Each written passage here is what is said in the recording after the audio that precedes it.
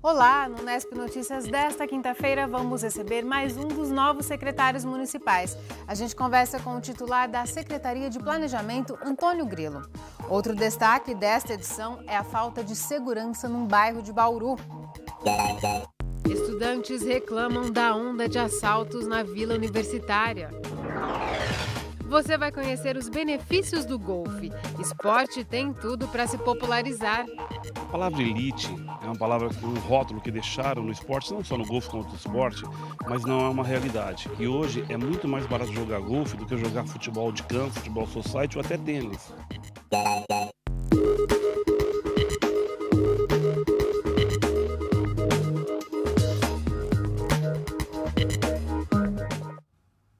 Moradores da Vila Universitária, especialmente estudantes, estão preocupados com a onda de furtos e roubos a residências. Em um dos casos, a ousadia dos ladrões foi tanta que eles invadiram e furtaram uma república 2 vezes no mesmo dia. Vitor é estudante e veio de uma cidade mais tranquila que Bauru. Há pouco mais de um mês, ele se juntou a colegas que montaram uma república. Logo no começo, um susto. Ladrões pularam o muro e invadiram a casa. Foram 2 furtos no mesmo dia. 2 garotos ficaram aqui em casa, eles saíram para fazer algumas compras nesse dia e, por azar, largaram o fundo aberto. As pessoas que furtaram entraram pelo fundo, pularam o muro, acabaram roubando alguns pertences e uma mochila que continha a chave de casa. E acabaram voltando na mesma madrugada, quando a gente pensou que já estava tudo acalmado, apaziguado. Eles voltaram e terminaram de roubar algumas coisas.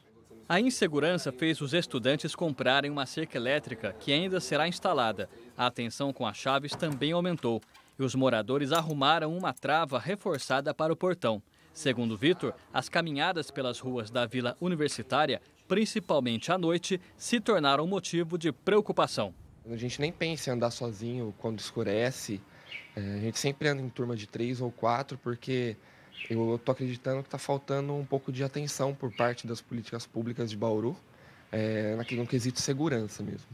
Quando as vítimas em potencial são estudantes, os ladrões ficam de olho em equipamentos eletrônicos nas mãos e nas bolsas. Celulares e tablets estão entre os objetos preferidos pelos criminosos. Mariana mora em outra casa no mesmo bairro. Há 2 semanas, um ladrão tentou invadir a edícula, onde uma amiga dela dormia.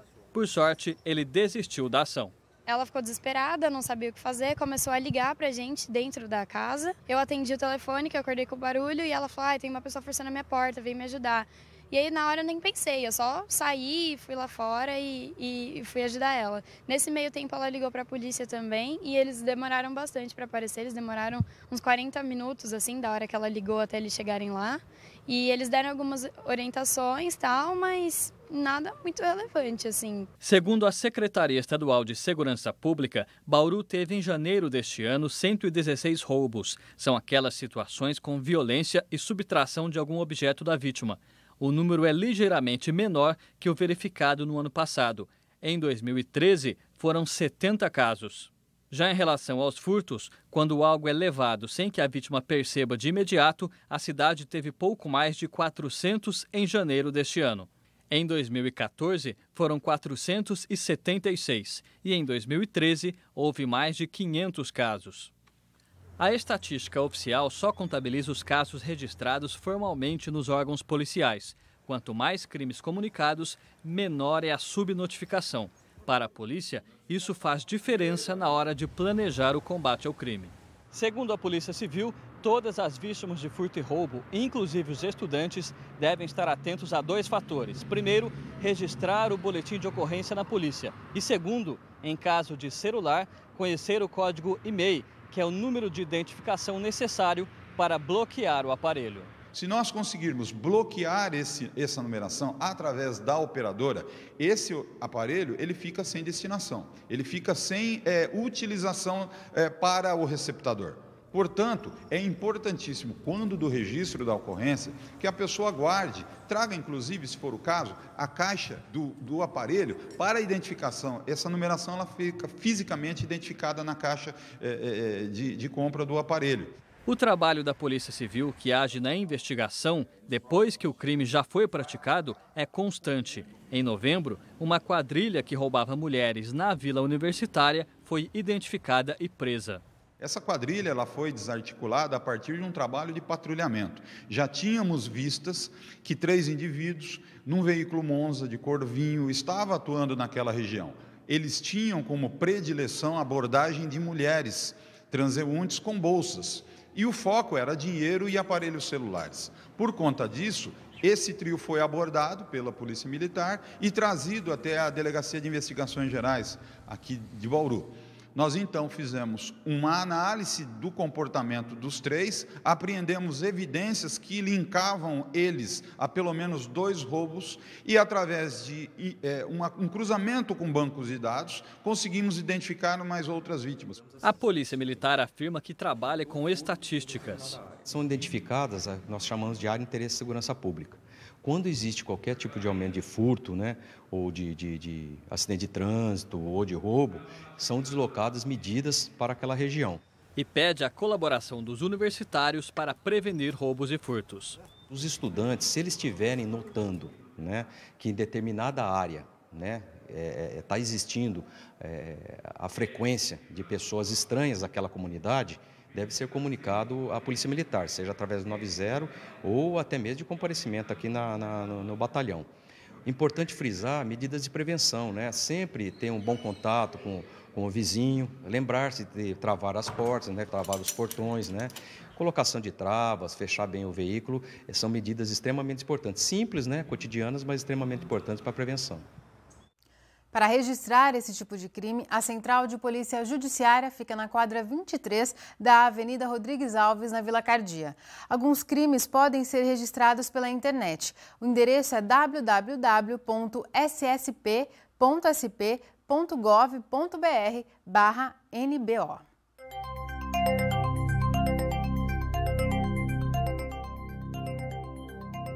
Voltou a chover em Bauru e a previsão é de que venha mais água por aí. Veja os detalhes no mapa.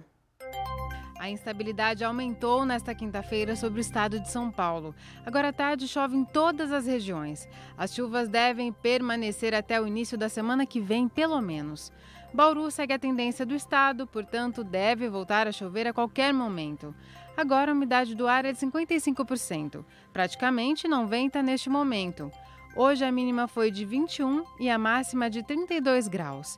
Amanhã os termômetros devem variar entre 23 e 30 graus. A Secretaria Municipal de Saúde confirmou há pouco mais 63 casos de dengue. Já são 533 registros só neste ano. A Divisão de Vigilância Ambiental intensificou o trabalho de prevenção e combate aos criadouros do mosquito nos bairros com maior incidência da doença. São eles Altos da Cidade, Jardim Terra Branca, Jardim Eugênia, Jardim Solange e Jardim Redentor. No próximo bloco, a gente fala de um esporte que vem se popularizando, o golfe. Você vai ver que, ao contrário do que parece, a modalidade exige condicionamento físico. Voltamos já já!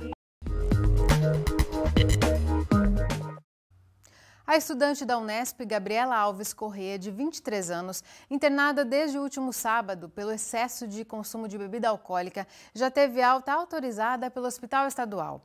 Os pais da jovem, que tiveram a identidade preservada, divulgaram um comunicado agora à tarde sobre o ocorrido. Eles agradecem o apoio de todos, incluindo a equipe do hospital e a direção da Unesp, e se solidarizam com a família de Humberto Fonseca, que morreu durante a mesma festa. Os pais da jovem falam que a filha renasceu e que agora é hora de se pensar em como evitar tragédias futuras. Abre aspas. Só podemos esperar que as próximas festas contem com infraestrutura melhor, que os organizadores sejam mais responsáveis e que haja maior fiscalização e rigor das autoridades para que fatalidades como essa não voltem a ocorrer. Fecha aspas. Eles acrescentam que cabe à universidade uma fiscalização maior em eventos que envolvam o nome da instituição e que os familiares também precisam estar mais atentos à vida dos filhos. A gente fala agora de uma ação para chamar a atenção das mulheres para o diagnóstico precoce do câncer de mama. O Grupo Amigas do Peito promove neste domingo a 8ª edição da Caminhada pela Vida. O tema deste ano é Caminhando para a Vida e o objetivo é orientar as mulheres sobre a prevenção ao câncer de mama e a importância da prática de atividades físicas. Sobre esse assunto eu converso com Isabel Landro, uma das voluntárias do Grupo Amigas do Peito.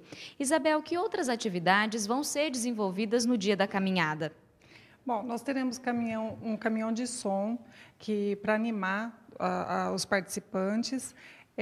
Teremos estudantes e professores da área de saúde que farão a aferição de pressão, a tipagem sanguínea, o cálculo do IMC, orientações nutricionais e glicemia, exame de glicemia. E quem pode participar, quem pode se inscrever na caminhada? A caminhada é aberta para todos, é gratuita, então as pessoas devem se dirigir aos locais de inscrição, onde ela vai ganhar uma camiseta e no dia ela veste essa camiseta e vai receber uma sacola com produtos de café da manhã e revista e alguns brindes. A caminhada ela também tem um caráter beneficente. Eu gostaria que você explicasse como que vai ser essa ação. Bem, o participante ele deve levar 1 quilo de alimento não perecível, exceto sal e açúcar. No dia do evento, nós teremos 6 instituições, pessoas dessas instituições que vão estar recolhendo esses alimentos. Então, a pessoa oferece o alimento e ganha um cupom, onde ele vai participar do sorteio de bicicletas ao final da caminhada. Muito obrigada, Isabel, pelas informações. E se você quiser tirar outras dúvidas, é só acessar o site do Grupo Amigas do Peito. Leire Bevilacqua para o Nesp Notícias. Nós vamos falar agora de um pessoal que também caminha bastante. São os praticantes de golfe. Apesar de parecer parado, o esporte exige condicionamento físico, além de ser um ótimo exercício para desenvolver a paciência e o foco. Um esporte que exige precisão e concentração. Por isso, durante a partida de golfe, o silêncio no campo é fundamental. Dá até para ouvir os passarinhos cantando. O golfe oferece uma oportunidade única de contato com a natureza. Os campos são extensos e arborizados. Durante o jogo, o golfista precisa superar os obstáculos naturais e colocar a bola em 18 buracos que ficam indicados com bandeiras. A pontuação é definida de acordo com o número de tacadas e o tempo usado pelo jogador. Antônio Carlos pratica o esporte há 13 anos. Antes disso, jogava futebol, mas se machucou e o golfe surgiu como uma opção de esporte sem contato físico. Faz bem para a saúde, porque você anda em média 10 quilômetros numa partida de golfe.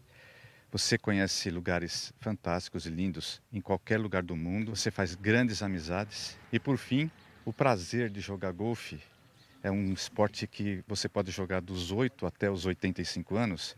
É indescritível, é um esporte sensacional. O jogador reconhece que no início era difícil ter paciência para acertar as tacadas, mas ao longo do tempo foi conquistando a concentração necessária. Os amadores, de uma forma geral, vão aprendendo com o tempo, sabe, a se preparar, né? No começo a gente não tem muita paciência, não tem concentração, e você, ao longo dos seus treinamentos, ao longo dos anos que você vai jogando, você aprende todas essas coisas que fazem bem para você. O que é legal é que você leva do campo de golfe para a sua vida particular tudo isso, entendeu? No trabalho você é mais concentrado, em casa você é mais gentil, mais atencioso. É muito bom. A Cidinha pratica a modalidade há mais tempo, 20 anos. Ela também concorda que o aprendizado dentro de campo segue para a vida. O maior benefício de praticar o golfe é a concentração, o foco, o direcionamento, aquilo que você quer como objetivo, as metas que você quer atingir. E você leva para a tua vida profissional, para a tua vida pessoal. Então é um esporte completíssimo. Mas, ao mesmo tempo em que ensina o jogador a traçar metas, o golfe também exige condicionamento físico. Os movimentos com o taco precisam ser certeiros e o jogador trabalha com muitas repetições. A Cidinha encontrou no yoga o equilíbrio para o corpo. Como eu sou destra, então eu tenho todos os meus movimentos baseados nesse movimento, né? Nesse lado do corpo. Então eu faço o inverso, né, no yoga. Então eu faço um total para que não tenha descompensação da musculatura. O golfe pode até parecer um esporte individual por exigir concentração e precisão do jogador, mas o golfista nunca está sozinho em campo. Ele sempre tem ao seu lado um caddy. Imprescindível na dinâmica do jogo, o caddy faz muito mais do que carregar a bolsa com os tacos do atleta. É dele a tarefa de avaliação do campo e dos buracos, tudo para poder orientar o jogador. Você tem que conhecer muito bem o campo, você tem que ser parceiro do jogador, né? Tem que jogar junto com ele, interagir junto com ele, né? Essa é a função do caddy, você auxiliar ele em todas as tacadas, se não importa se é no green, se é no fairway, onde for você tem que ser o companheiro dele, né? Outra figura importante é a do juiz. Ele tira as dúvidas do jogador e oferece opções para continuar a partida. O Fernando é árbitro da Federação Paulista desde 2009. Ele sabe que essa é uma função que deixa alguns esportistas descontentes. É complicado porque a gente tem uma amizade muito grande com os jogadores, né? Então, no fim do jogo, acaba aquelas brincadeiras, você me penalizou, tal, e fica um clima chato, mas a gente acaba tirando de letra. E haja preparo físico para acompanhar o ritmo dos golfistas. A gente tem que ter um físico bom, porque não são só o pessoal da manhã, né, que acaba sendo 6 horas de jogo, tem o pessoal da tarde também, então a gente tem que ter uma disposição aí para aguentar o dia inteiro. Por todas as características, o golfe já foi considerado um esporte de elite, mas o diretor executivo da federação garante que esse cenário vem mudando, principalmente porque depois de 112 anos, ele volta a ser um esporte olímpico e será disputado já na edição de 2016 no Rio de Janeiro. A palavra elite é uma palavra um rótulo que deixaram no esporte, não só no golfe como no outro esporte, mas não é uma realidade. Que hoje é muito mais barato jogar golfe do que jogar futebol de campo, futebol society ou até tênis. Então, realmente, nós estamos acabando com esse mito de esporte de elite. Com projetos que a federação faz, projeto social que é o Golfe Nota 10, que leva o golfe da escola, com o projeto de Anazé, que vai para o shopping, as praças, que permite que pessoas que nunca imaginaram pegar um taco de golfe, pegam um taco de golfe e ter a chance de vir no campo de golfe. Nós estamos desmistificando a modalidade. Mauro ainda ressalta que a cidade de Bauru tem um importante papel na formação de futuros campeões no golfe. Nós temos o objetivo, que é chegar a uma Olimpíada, um campeonato mundial de golfe, ser profissional. Bauru não é diferente. Bauru tem um campo de 9 buracos, é um campo oficial. A federação gosta muito, trabalha muito para que se envolva mais, que tenha mais jogadores aqui em Bauru. Ele faz parte do Sistema Nacional de ranking, é um torneio válido para o ranking paulista, masculino, feminino, e é uma fonte importante do desenvolvimento do golfe do Brasil, é Bauru também. Depois do intervalo, vamos receber o novo secretário de Planejamento de Bauru, Antônio Grilo. Um dos assuntos em discussão, a expedição de alvarás para festas na cidade. Voltamos num instante só. Dando sequência às entrevistas com os novos secretários do governo, recebemos hoje o novo titular da Secretaria Municipal de Planejamento, o engenheiro Antônio Grilo Neto. Antônio, muito obrigada por sua presença aqui no Nesp Notícias. Estamos aqui com muito prazer, né? Agradecemos o convite e vamos ver se a gente pode esclarecer algumas coisas que naturalmente você vai questionar. Tá certo, Antônio. Vamos começar então pelo tema que ficou em evidência durante toda essa semana, que é em relação a essas festas que são realizadas na cidade sem o alvará. A gente teve a festa no último sábado, que culminou na morte de um estudante, e o Ministério Público, inclusive, já abriu um inquérito para investigar essas festas clandestinas. E cabe à CEPLAN, a sua secretaria, expedir dar esses alvarás. É possível fiscalizar para que essas festas não aconteçam sem autorização da Prefeitura? Bom, na realidade, a CEPLAN é a encarregada de emitir o alvará que permite a realização desses eventos. Mas existe uma regra, um condicionamento para que eles sejam organizados e como pode ser fiscalizado. O organizador do evento deve procurar a CEPLAN pelo menos 30 dias antes do evento e dar entrada num requerimento solicitando autorização para aquela festa, para aquele evento. E nessa relação existe o questionamento de que tipo de evento que é, quantas pessoas aproximadamente vão fazer parte daquele evento, se vai haver bebida alcoólica, uma série de outros itens, né, que está elencado dentro dessas perguntas, desse questionário. Visto isso, naturalmente, o organizador tem que procurar o Corpo de Bombeiros para conseguir também notificar o Corpo de Bombeiros, notificar a Polícia Militar, a Vigilância Sanitária, tudo isso no sentido de que haja os banheiros químicos, que haja a presença da polícia, a presença de pessoas responsáveis naquele setor no dia do evento. A CEPRAM, uma vez autorizando, uma vez concedendo o alvará para a realização daquele evento, ela já se obriga a colocar um fiscal ou manter um fiscal no local para que aquilo esteja sob o controle dela. Tá certo. E quando os organizadores não agem da maneira correta, que é procurar esses órgãos todos, a CEPLAN não tem condições de fiscalizar as festas que não têm autorização? Bom, se houver uma denúncia, se houver alguma forma de chegar no ser comunicado que vai ocorrer uma festa, igual já semana passada mesmo, na terça-feira passada ia ocorrer uma festa aí em torno de 2.000 pessoas numa rua da cidade. Nós soubemos isso antecipadamente e já procuramos a justiça e que foi concedido um mandato e essa festa não foi realizada. Então, é a forma que nós temos de agir anterior que aconteça. Sob denúncia. Sob denúncia, ou se a gente ficar sabendo através de redes sociais, que também o pessoal nosso entra em redes sociais para saber se está vendo alguma coisa, mas quando nós não temos conhecimento, realmente é difícil de você fazer uma fiscalização sem essas denúncias prévias ou conhecimento. Secretário, ainda sobre a concessão de alvarás, alguns empresários e comerciantes estão tendo dificuldades de renovar alvarás porque foram consideradas inconstitucionais leis que regem, que criaram, na verdade, corredores comerciais e de serviços em áreas residenciais de Bauru. O que tem sido feito para reverter, para tornar legal o funcionamento desses estabelecimentos? Realmente, a questão dos corredores comerciais, houve uma DIN que cassou a lei que englobava todos os corredores comerciais de Bauru.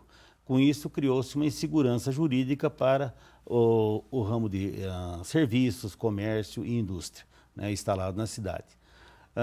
Nós, da CEPRAM, já montamos um projeto de lei novamente para o prefeito, que já deve estar sendo submetido ainda até o final de semana, amanhã, para entrar na pauta da sessão de segunda-feira no Legislativo, retomando essas ruas, essas quadras, corredores comerciais, mas agindo da forma correta, motivo pelo qual ela foi cassada, fazendo as audiências públicas. Então, esse foi o problema. Esse foi o problema. Quer dizer, talvez até no sentido de fazer com muita rapidez, não se atentaram para que o plano diretor estabeleceu condições para que os novos corredores comerciais fossem tornados em lei, deveria haver as audiências públicas, provocar audiência pública, de tal forma que vizinhanças e qualquer pessoa pudesse ir e contestar aquele corredor que estava sendo feito, o que não ocorreu. Agora, então, vão ter a oportunidade de fazer isso, uma vez feito, naturalmente não havendo contraponto em relação a isso, nós vamos estar aprovando a nova lei dos corredores comerciais. Antônio, a CEPLAN é muito cobrada também da morosidade na hora de aprovar projetos. O que você pretende fazer na sua gestão para dar mais celeridade a esses processos? Na realidade, a demora nos processos ocorre por alguns motivos. Um é que a CEPRAM ela tem uma quantidade, uma atividade muito grande em cima do município e até cuidando de outras secretarias, dando suporte a outras secretarias como projetos, elaboração de memoriais, licitação, preparando o processo de licitação para que a Secretaria de Obras possa executar. E existe um grande número de processos que é de ambulantes, é de qualquer tipo de notificação que ocorreu. Então, aquilo ali vira um processo dentro da CEPRAM e um número muito grande de empregados, de funcionários da CEPRAM, acabam se ocupando desse tipo de trabalho e faltando, às vezes, tempo para ficar mais no trabalho objetivo, que é o planejamento. Nós estamos tentando agora algumas gestões dentro da própria CEPRAM, criando algumas equipes internas de que aquela equipe saia um pouco dessa parte de processo e possa concentrar sua atenção mais na parte do planejamento do município e a gente possa estar trabalhando num projeto sustentado em termos viários, em termos de do progresso sustentado e com qualidade de vida do município de Bauru. Tá certo, secretário. Muito obrigada por sua participação. Tá. Eu que agradeço o convite e estamos sempre às ordens. É isso por hoje. O Unesp Notícias volta amanhã às 5h30 da tarde, ao vivo. Tchau!